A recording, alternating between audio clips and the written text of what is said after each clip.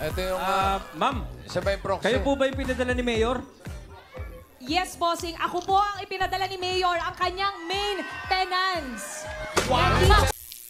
Welcome back, mga kaaldab. Ito na naman po ang inyong lingkod, si Mr. Destiny. At magbibigay po tayo ng pinakamainit na update po ngayon sa social media. Nakapagtataka, no, biglang nawala si Mengay. Hindi na yung tipong ginawa lang po siyang nung Sabado, no? Marami rin kasing nagsasabi na hindi daw bagay si Mengay. Hindi ko alam kung bakit, di po ba? Sa atin lang naman po update eh. Kaya kita nyo naman po, tawa ng tawa si Richard Paul Carson. Remind ko lang po kay Alden ngayon, back to gym na naman po siya. Dahil walang ganap, walang update, eto po muna. Di po ba? Yan sinasabi natin mga kaganapan. Kila Mengay at kay Alden Richard. Sabi ko nga po sa inyo, kung gusto nyo lang naman po ng update ng mga kaganapan, kung gusto nyo lang po ng trending, apoy pupunta lang po kayo dito sa channel ni Mr. Destiny para updated po kayo sa mga latest at sa mga bagong video po na ilalabas po natin. Alam nyo naman po na napakarami talaga mga basher, napakarami talaga mga nagko-komento sa Instagram, sa Twitter, sa Facebook, kung ano-ano po yung sinasabi sa atin, kung ano-ano po yung mga pinapaliwanag. Ang sa akin lang naman po, update eh. Di po ba? Kung ano lang yung trending, kung ano lang yung pinag-uusapan, dun lang po tayo. Huwag po kayong maniniwala basta-basta sa mga pinapakalat nila, sa mga komento nila. Di po ba? Kampante lang po kayo, maging matatag. Dun lang po tayo. At sa mga taong magre-react ng ganito ganyan, magsasabi ng ganito, fake news, etc. etc. Okay lang po yun. Di po ba? Sabi ko nga po sa inyo, kung ano lang yung latest, kung ano lang yung trending, dun lang po tayo. Di po ba? Huwag po kayong basta-basta maniniwala sa mga komento. Lalo na po sa Instagram, sa Twitter, sa Facebook. Alam natin na hindi po nila gusto yung mga nababalitaan. Alam natin na hindi po nila gusto yung mga pinapaliwanag ko. Kasi bitter nga po sila eh. Di po ba? Yan po yung dahilan at rason kung bakit po kapag pumupunta sila rito sa channel ko, sinasabi nila na ganito ganyan, etc. etc. Di po ba? Pero bago tayo magtuloy at bago natin pag-usapan itong mainit na update po natin ngayon, kung bago ka lang sa channel na to at isa kang true-blooded Aldab Nation na nagmamahal po kila Mengay at Tisoy, tama po ang channel na pinuntahan mo, kaya consider na po kitang bagong subscriber. At huwag mong kalimutang i-share ang mga video po natin sa mga mami, sa mga titas at sa mga senyor. Ito yung mga update natin patungkol po kay Mengay, kay Alden, na talaga naman pong swak na swak at talagang pinag-uusapan. Di po ba? Sabi ko nga po sa inyo, kita nyo ngayon, tahimik si Alden.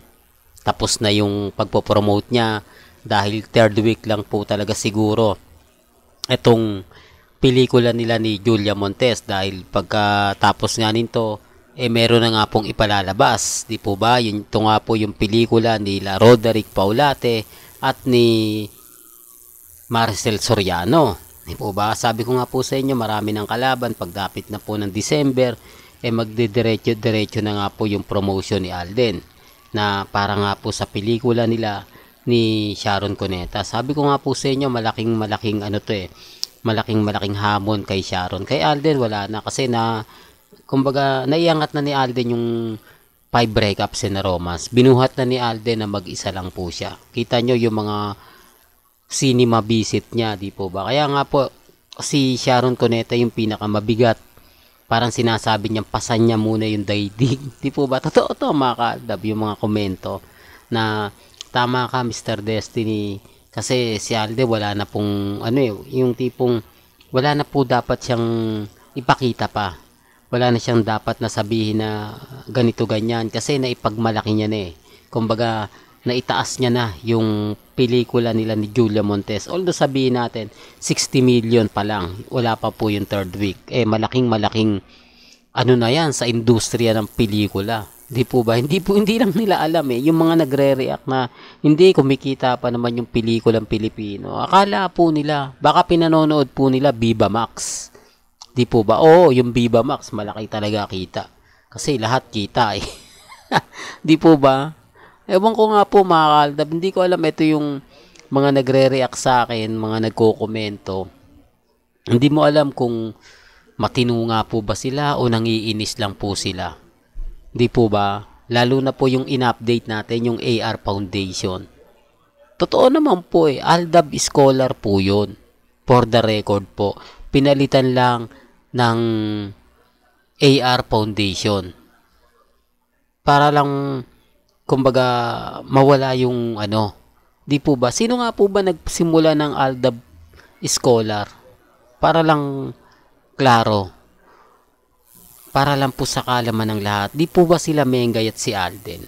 Di po ba marami mga ano sa barangay na nangangailangan ng pag-aaral? Di po ba kaya ang ginawa ni Alden at ni Maine nagbigay sila ng Aldab Scholar. Tapos yung donation po nila sa magpakailanman, di po ba? O sa GMA Kapuso Foundation na ang laking tulong na ibinigay nila Mengay at ni Alden.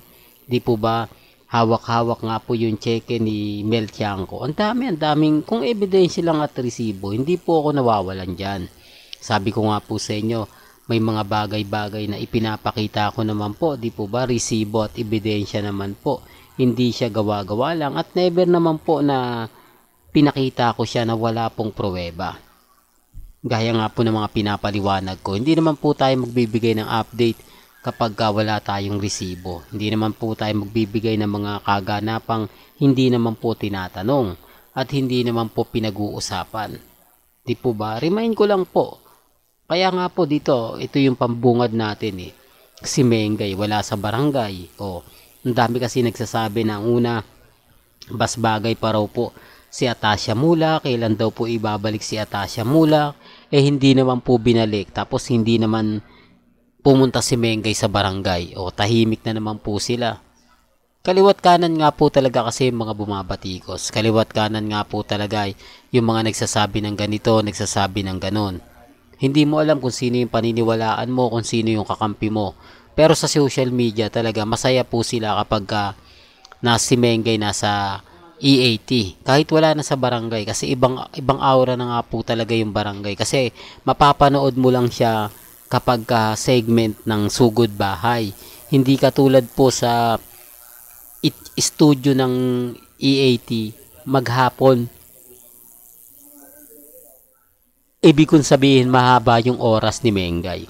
Hindi, real to kaya mga kaaldab. Well, hanggang dito na lang po yung updates natin ha. Kaya kung gusto nyo pa po ng pinaka-latest at sariwang update, abay tumutok lang po kayo dito sa channel ni Mr. Destiny para updated po kayo sa mga latest at sa mga bagong video po na ilalabas po natin maya-maya lang. Hanggang sa muli, salamat po sa panonood at pakikinig.